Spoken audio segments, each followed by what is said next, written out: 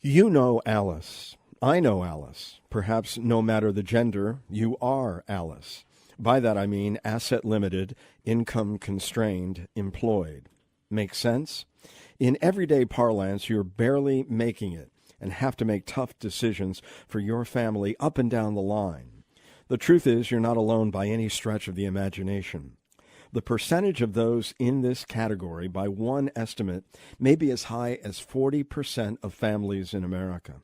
And with the recent phenomenon of wage stagnation, the choices you have to make between heating your home or putting nourishing food on the table, for example, are getting harder and harder.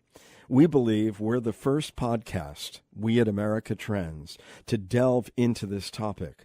To discuss this urgent matter with us is Dr. Stephanie Hoops, Director of the United Way Alice Project. I'm Larry Rifkin. I thank you for joining us today. First, let's borrow some sound from a United Way video as we meet one woman who fits this Alice profile. I met Charlene about 20 years ago. She was Student of the Month. I went to her high school graduation, and I think I saw the potential then. And to look at Charlene, she's put together, she's professional, she's articulate, and she's respected. On the outside, it looks like this girl's got it together, and, what does she have to worry about? But it's just not that simple. It's hard to see somebody have to fight so hard. I mean, I'm not saying that things have to come easy in life for people, but she fights really hard.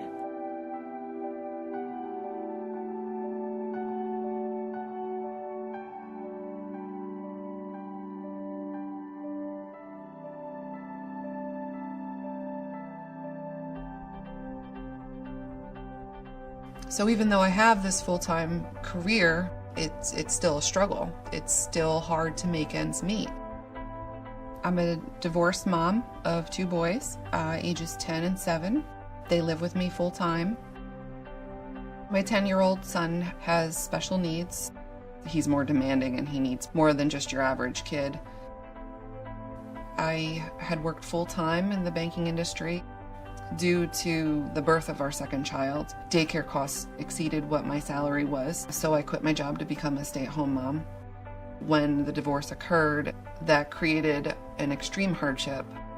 My parents tapped into their resources, and it was just too much. Too many months had gone by. I had to start putting a lot of bills on credit cards, whether it was the water bill, phone bills. I had to watch my car. It towed away. It wasn't a path I wanted to go down, but I had no choice. So when I was offered the position where I am now, it was the light at the end of the tunnel for me.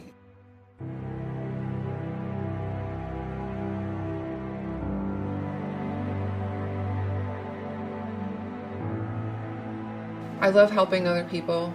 It's the way I can provide for my kids, for my family. And it's a job that makes you feel good at the end of the day because you know you're making a difference. Being able to put your child to college and own a home and own a vehicle and have health insurance and be sustainable. That's the American dream. It's much more difficult than I think most people think. So now I'm faced with moving my family. After receiving a sheriff's notice, the bank will most likely take the house back. You can't keep a family of 3 afloat on my salary alone. The boys have only ever known this house as theirs. My little guy is more upset about it than the older one. He doesn't want to change his bus stop. I am rooting for Charlene. I believe in Charlene. I think it's circumstance. That's why she is where she is today. But if we as a society change circumstance and change environment to support one another, then I think we can make those moves. No one does anything alone or in isolation. And what one does impacts somebody else. If we don't discuss this and we don't talk about it and we don't raise the awareness, it's never going to change. I believe that that's what creates opportunity. And if I have to give a voice, if I have to give a face, then I'm willing to do that because I am Alice.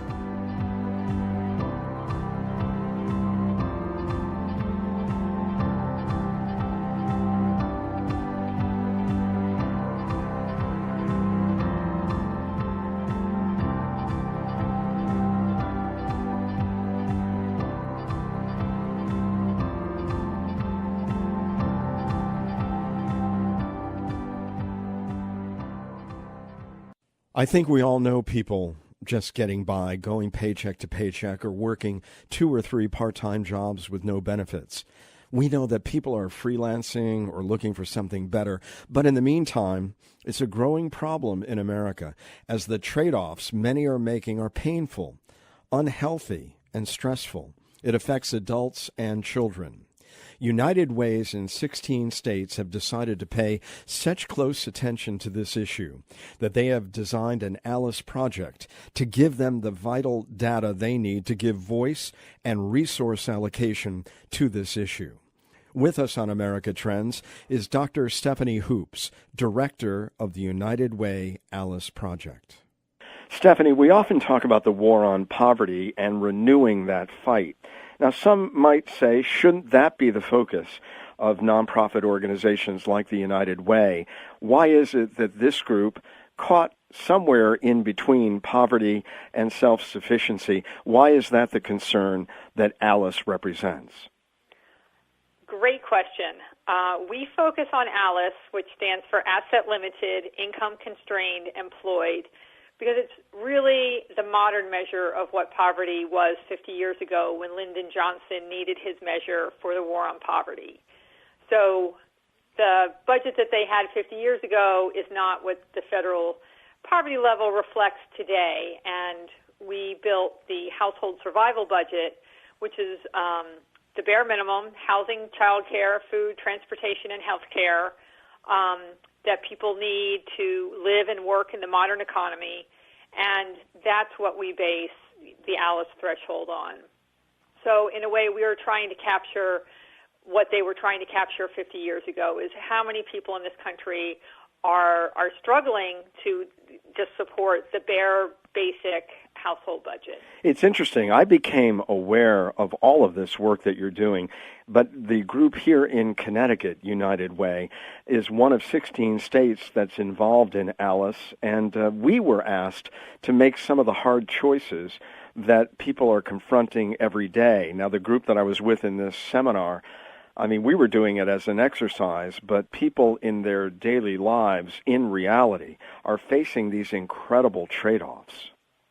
They are. We have a new report out called The Consequences of Insufficient Household Income, and we really delve into some of the really difficult choices that families are forced to make when they don't have enough money to hit that basic budget. And it's, do you have quality child care for your kids, or do you live further away from your job and spend less time with your kids? Do you have less healthy food? Do you skip some preventative health care?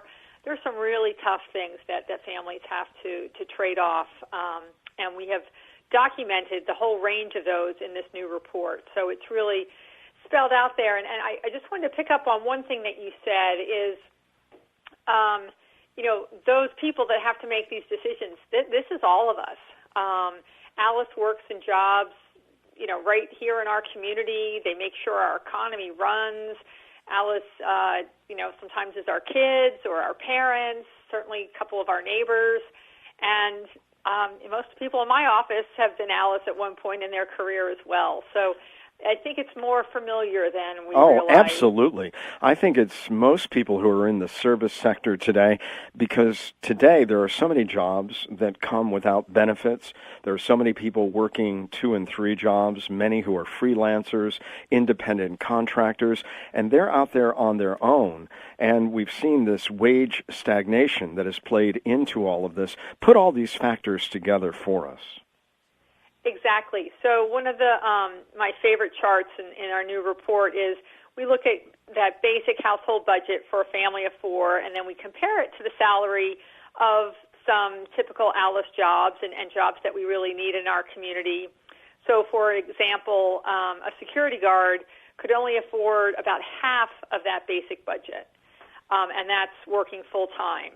And then, someone like a nursing assistant, retail sales, child care worker, they could only afford a third of the budget. So it's really a mismatch between what wages are paying and the basic cost of living. And even though the cost of living varies greatly across our 16 states, we found this mismatch existed in every state. How do you account for that? That would be of interest, I think, to people listening, because obviously the Alice Project in Connecticut, where we come from, is very different than the Alice Project elsewhere. It is. In fact, Connecticut's the most expensive state that we've looked at, which probably doesn't surprise you if you live there. No. But places like Iowa or Louisiana or Florida have much lower costs of living, and yet the jobs that are available there, the wages are much lower as well. So it's really that equation of both the cost of living on the one hand, and then what are the wages of jobs in the area. Well, it's interesting. You've got another website called makingtoughchoices.org. And this is quite an exercise. I mean, it really is, to figure out how you, if you were in the shoes of the typical Alice family, how you would deal with all the limits and constraints that you have. And that is something that I think people really would find fascinating. For example, if somebody's spending a lot more money on their apartment and their basic utilities, what then generally suffers? What is it that they really have to do to make their limited assets stretch in a longer fashion? So one of the things that we found in the Alice report is that every family is different. And so there's some common themes, but with different constraints and different resources, people are making all kinds of choices that might not work for the other family. So one thing might be you would use public transportation instead of a car because you're running out of money. But then the public transportation takes twice as long to get to your job, so then you spend less time with your kids. Or for a lot of people, they forego health care expenses. And we see that Alice group is probably the most likely not to have health insurance, that they don't qualify for Medicaid, and yet they can't afford the premiums and especially the high deductibles of most plans that are available to them. So they forego the health care altogether. And then another place where we often see Alice is at the food bank, that when you can't afford the food at the end of the month, the food banks and the food pantries are kind of your first place to turn because they don't have the eligibility requirements that a lot of government assistance does. And Alice earning above that federal poverty level, but not quite enough for that basic household survival budget, ends up having to use resources like that. Is there a perception that a lot of the folks we're talking about today do qualify for federal or state benefits, and is that a misnomer? So the government does provide some important basic services for struggling households. Most of that is directed at people at or below the federal poverty level. So there is a gap between people earning above that federal poverty level but still struggling, who have a much tougher time qualifying for some of those programs like SNAP, TANF, and energy assistance, things that really can help a family along. When we look at the numbers that we're talking about here, I've seen those numbers as high as 40% of the Americans that today are working so hard and yet so constrained in what it is that they are able to provide. And again, you mentioned it, but I'll just add some of these home health aides or car mechanics or teaching assistants, store clerks. I mean, people that we interact with every day. So tell us, is that number close to 40% in many cases? Yeah, I'm really glad that you highlighted that, because that is what we found across our 16 states. 40% of households can't afford that basic household survival budget. And I think that is really one of the biggest findings, that it's a magnitude far beyond what we are understanding with the federal poverty level, which may be 15%. And then to have it more than double that, I think really changes our understanding of the problem and what it's going to take to solve it. And are you the first organization that has really studied this group in a very serious, empirical way? I mean, I know you have 16 states now. You're looking to go to many more. Explain where this project is and how important the data that you're accumulating is as we look at this trend in America. So we're certainly not the first to point out the shortcomings of the federal poverty level. There's quite a bandwagon for that. But we are the first to systematically track this data. We've been doing it for 10 years now, and it started in a small county in New Jersey, and it has expanded to the whole state of New Jersey, first 6 states, then 10 states, now 16, and by the end of the year, we're going to do the whole country. And it's expanded over that time because people are using it, and they found it really helpful in government agencies, in nonprofits, corporations are using it. So we're really finding it getting its way into the community and being a useful tool as people are trying to find policy solutions and plan going forward strategies for change. And that's been really gratifying to have it actually be used so extensively. And first of all, the United Way, in the states where they have been able to document these issues, what have they done in terms of resource allocation to make certain that these families are considered and programs that support them are supported? Well, one of the great things about working with United Way is they are local organizations, and they come in all shapes and sizes, but they know their communities. And so we provide this data that's high quality, that's a strong methodology, and is the same across their entire state. They take that and they apply it to their situation and look at the resources available in that community, the specific problems in that community, and develop solutions with community stakeholders. No United Way is out there doing this on their own. They're doing it with their communities. And so we're seeing some really great innovative programs. A lot of focus on child care. That can be the largest expense for a family. So some really good child care assistance programs and support for low-income child care centers. A lot of effort on the EITC. That's money that goes right back into Alice's pocket. And we're seeing an awful lot now on workforce development. The Earned Income Tax Credit, you just mentioned that, just so everyone understands EITC. Does that benefit a lot of these Alice families? And explain how that works. So the Earned Income Tax Credit is something that families, if you're working, you can qualify for and get some money back at tax time. So actually the average person who gets the EITC refund is earning well below that Alice household survival budget.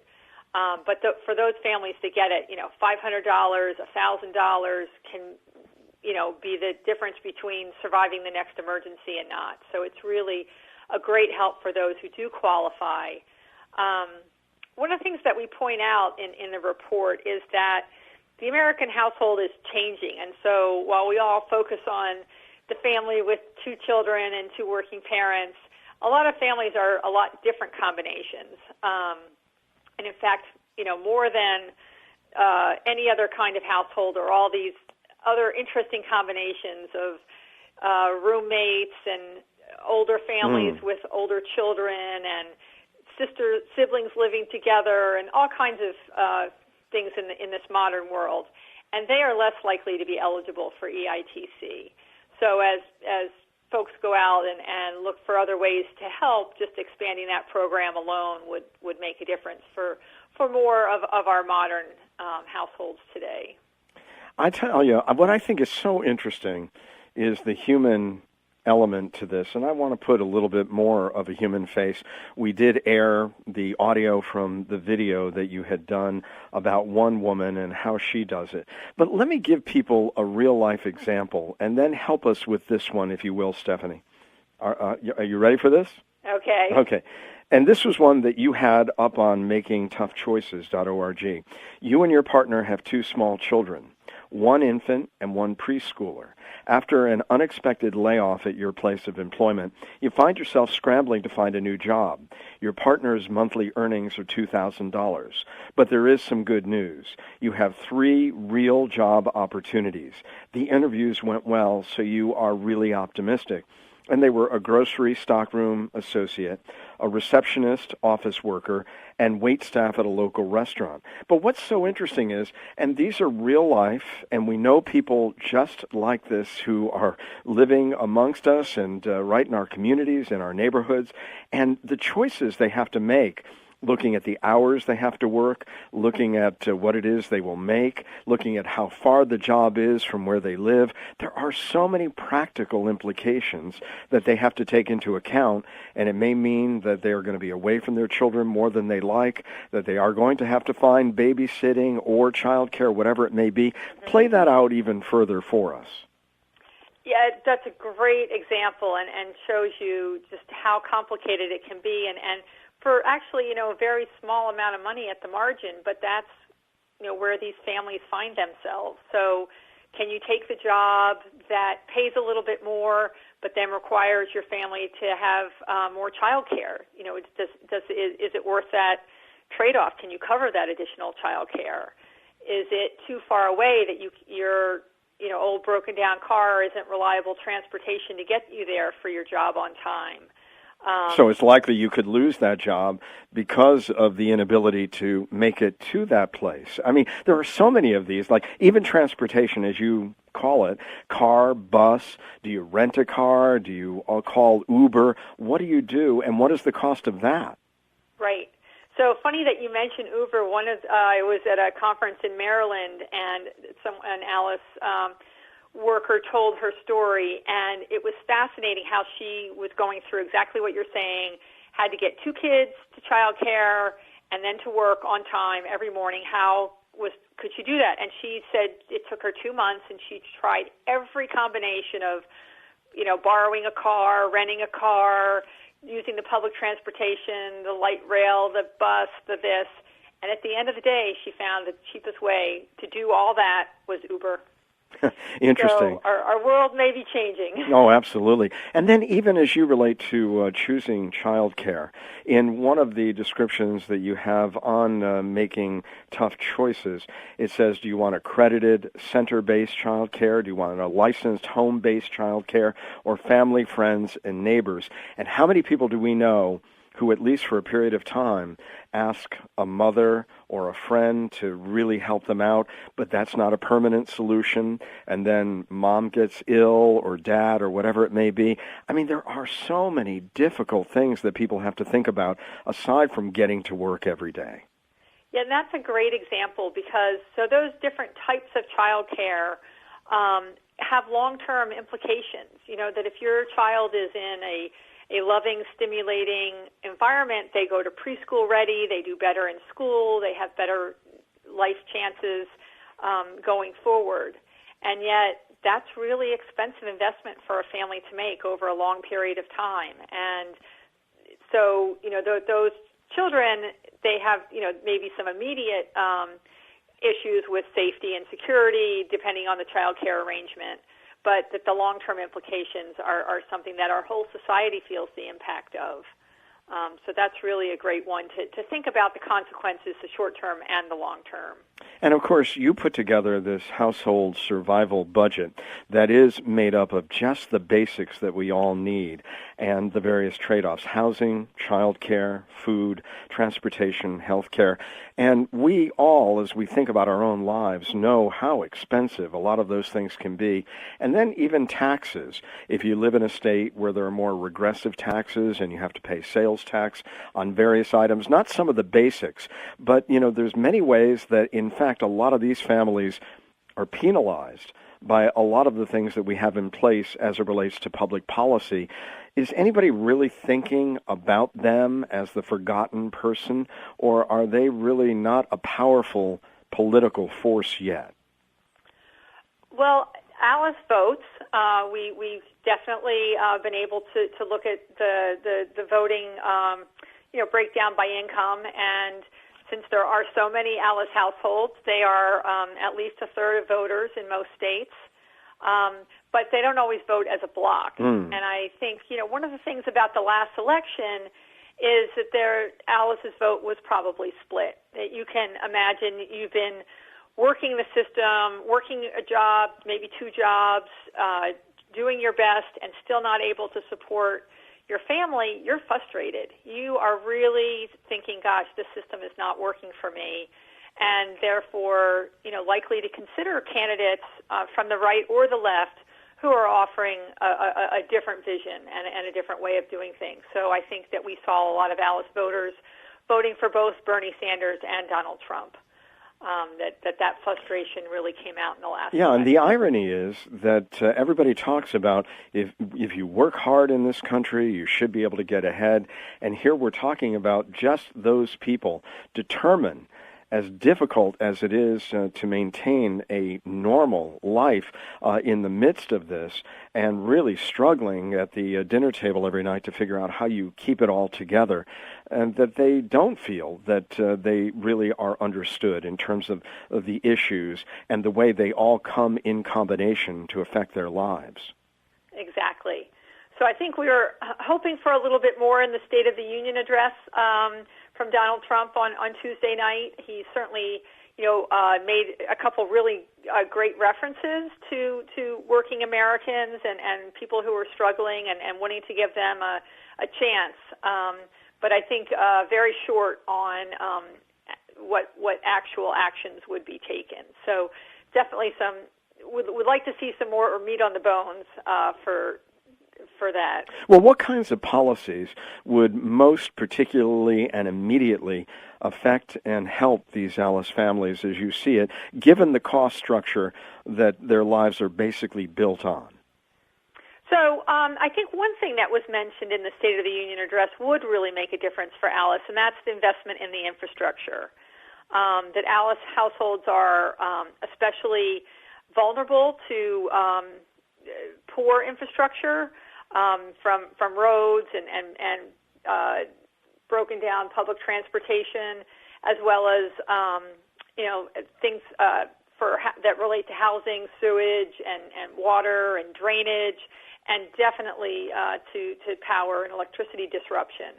So to have that infrastructure working well makes a difference to Alice households, that they don't have backup generators, they don't have alternative vehicles, they don't have extra money for the fast train. So those kinds of things make a huge difference for Alice. And if it's implemented in such a way that Alice could have more job opportunities to participate in an infrastructure plan, that could make a huge difference for many households. It would seem to me that they would also benefit by even more support for good quality child care, though I know that in the last tax bill, some of that was dealt with, and the standard deduction was doubled. Was that looked upon as a favorable development for many of these Alice families? It definitely could be. I think that the tax bill had some mixed things in there, so we still haven't worked our way all the way through for the net outcome. But certainly, if for Alice families with children, to have the deductions and the child care credit increased is of benefit. What about workforce development, job training? It would seem that a lot of people are resting hopes that the entire country is not going to be dislocated by artificial intelligence and automation to the extent that we have great training programs to get people ready for the new economy. But I would imagine that's going to be even more difficult because a lot of our Alice families may be in more service-related sectors that are going to be affected when Amazon has a grocery store with no human beings needed to run it. That's got to be another concern as we go down the road. So I think it's fascinating to look ahead and think about all that. So Alice does mostly work in jobs that we call maintainer jobs that either work on maintenance for the physical infrastructure or for caring, educating our workforce. So kind of two sides to that, and traditionally what we see are mechanics and teachers and nurses and construction, road repair, all that kind of stuff. Mm-hmm. Some of that can be automated, but then there will be, I was just looking at a list of new jobs. So instead of your car mechanic, there would be the mechanic for drones and for self-driving cars. So there will always be some kind of maintenance that needs to be done, and certainly, people will always need maintenance that will need to be done by people. So the exact job will change, but the kind of idea of maintenance and maintainer jobs, I think, is going to be around for a long time to come. The real question is what are the wages for those new jobs, and will that improve Alice's situation, or will they remain low? Let's listen to C. Vivian Stringer, the coach of the Rutgers women's basketball team, and her Alice story.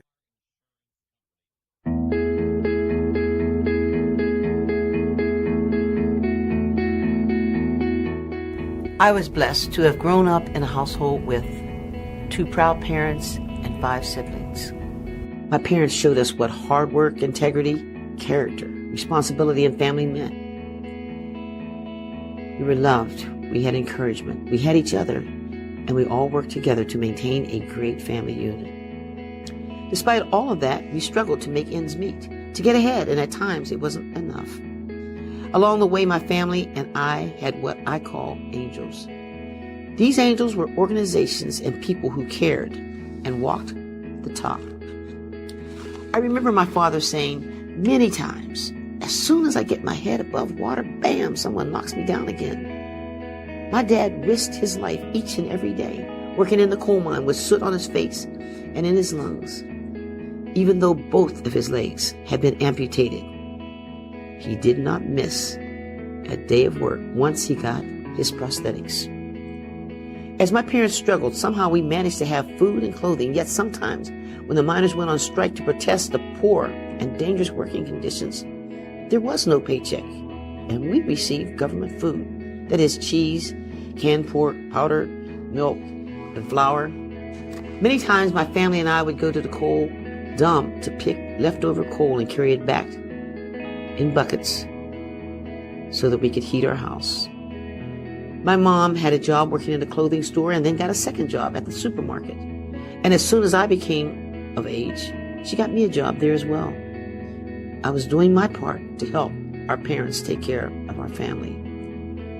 Today, United Ways in 15 states are asking all of us to do our parts to help struggling families. This is a grassroots movement that really began in New Jersey, the United Way Alice Project. The United Way Alice Project is reminding us that these families are living paycheck to paycheck, are the backbone of our economy, and need our help, like my family once did. It is not about the titles we hold or the money and power that we may have, but who we are as basic human beings.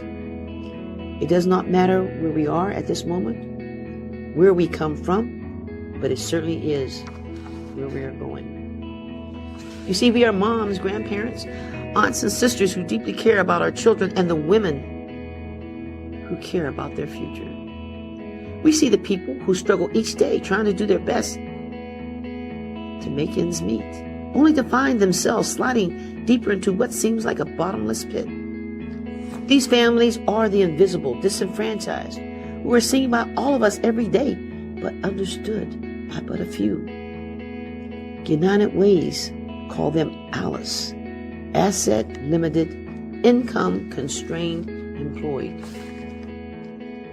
Contrary to the federal poverty guidelines or the perception that people who can't pay their rent or provide food for their family just aren't working hard enough, we know better, and we have to do better.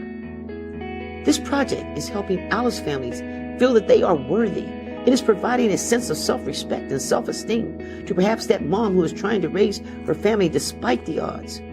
A person can say, I can't change the world, but through the Alice Project, we can. They are challenging our preconceived notions about who struggles and why. This video about one Alice mom Alice families, just like my family, have the same hopes, dreams, desires, and needs as all of us.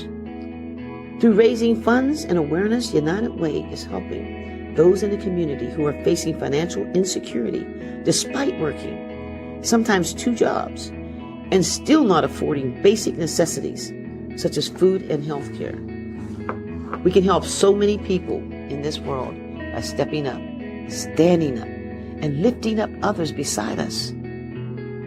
Supporting the United Way Alice Project is a perfect way to be an angel, to make a difference, a positive difference in someone's life for future generations to come.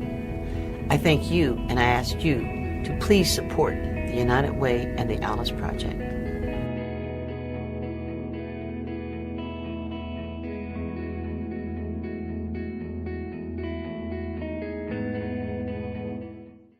You know, we did a podcast on universal basic income, this concept that everybody should have at least something that looks like a living wage so they can get along, and then they can increase that along the way, but we may need that in the new economy.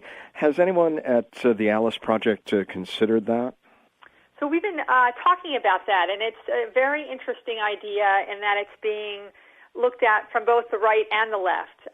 Elon Musk, Mark Zuckerberg, Charles Murray, all those folks are saying, gosh, there's something here that might be useful. And certainly as we see the gig economy increasing, that there would be a huge benefit to Alice households. I think one of the hardest things is to have fluctuating income. So, and more, Alice is not working a full-time year-round job, that they work seasonally or on demand. If there's, a big sale going on, they're in at the store. If there's not, they're sent home. And so to have your income fluctuating like that when your rent stays the same is really tough. So to have some kind of platform-based income would enable those families to plan better. And I think the idea of why someone like Elon Musk and Mark Zuckerberg are interested is then you've got some time to do some skills training and keep up with the changing demand for technology. And even though jobs might not be replaced by technology, most jobs in the future will need to incorporate some kind of technology. So I think there's some merit there. It's always interesting when groups are looking at it from all political perspectives that something, might happen that way. We're talking about all the immediate needs that Alice families have. But if we really think of the implications of this, let's just take it forward. It really means that while they're trying to do their best to support a family, it's going to be really hard to invest in the future.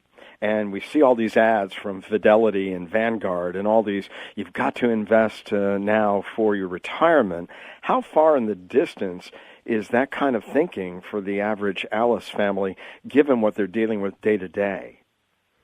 So I would say that is the biggest problem for Alice families after their, very basic needs. But if you look at that basic household budget, there's no savings line in there. So if you're still, trying to put food on the table or get yourself to work, you are not putting money away that month to save. So we're seeing that start to hit the real consequences as our baby boomers are aging and starting to retire in larger numbers. We see that every time an Alice family has an emergency and they don't have the funds to replace the boiler in the house or the transmission in their car that just broke.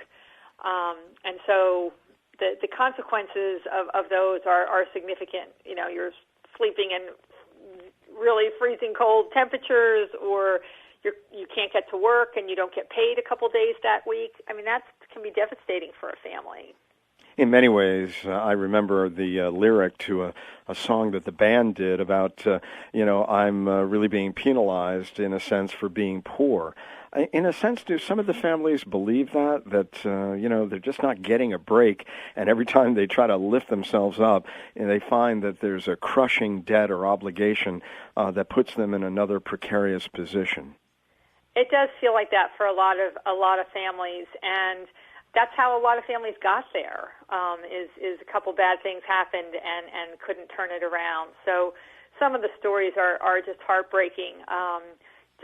Got a really nice note from a gentleman who had to drop out of school his last semester because his mother had terminal cancer, and he really needed to take care of her, and that used up some of their savings, and he got a job after she passed away, and is still this semester away from graduating, and just can't cobble the money together to get there, and your heart goes out to these people. What about the $15 minimum wage issue, and that has become a movement in America? Is wage stagnation a big part of the Alice story? So we have seen, historically, that the wage levels have, when you take into account inflation, have not increased for people at the lowest levels. So that is definitely a problem, and part of the reason we're seeing more Alice families now. As I mentioned, the cost of living varies across the country, so to have one minimum wage doesn't necessarily reflect the needs in specific communities. So it's hard to say, a flat X amount would be the right thing, but certainly higher wages would help Alice families immensely. There's a lot of other things that would help too, and so I hate to think if people focus just on the wage that they would say, oh, we've got the problem solved. Things like consistent schedules, more affordable housing, better public transportation, more access to health care, all those things would help Alice families. And this is not an urban-rural situation. I mean, this can be anywhere. And I would imagine this is not just a single parent versus a two-parent family. Alice families are comprised, as you said earlier, of various numbers and types. Absolutely. So, there's a myth about where you see poverty. It's people in urban areas of people of color, minorities. Sometimes they're lazy. There's some really bad stereotypes out there, and I think our data is, very credible, non-biased, consistent over time, and Alice families live in rural areas, they live in urban areas, they live in suburban areas. All races are representative, all ages, all different family types. We have, married couple families, which are actually on the decline. We have single female and single male-headed households. And then we have seniors, and then we've got, the rest of modern America. One of the interesting demographic trends we're seeing is, and I'm sure your listeners are noticing this, but younger people are less likely to be living on their own now. More than half are living with their parents. More are living with their parents than are living with a romantic partner, which is kind of a first in a century for our country. So this financial hardship is reshaping part of our society. Well, just remind us, this is Dr. Stephanie Hoops, and she directs this Alice project for the United Way. 16 states involved. Many more are coming on board, maybe all 50 soon. Asset limited, income constrained, employed. If people want to get more information, they want to get the study that you've been referring to, give us all that information, will you? Fantastic. Yes. So we have a website that is just finished construction, so it's really looking great. So I hope you'll go to, it's www.unitedwayalice.org. And you can look for our new report, The Consequences of Insufficient Household Income, and lots of other data. More reports are coming. You can see the states that are on board. Some really great stuff on the website. Absolutely. I would think that a lot of people who listen to this podcast are activists in their own community, and they can take a lot of this information and run with it. I thank you so much for being with us today on America Trends. Thanks, Larry. Great to be with you.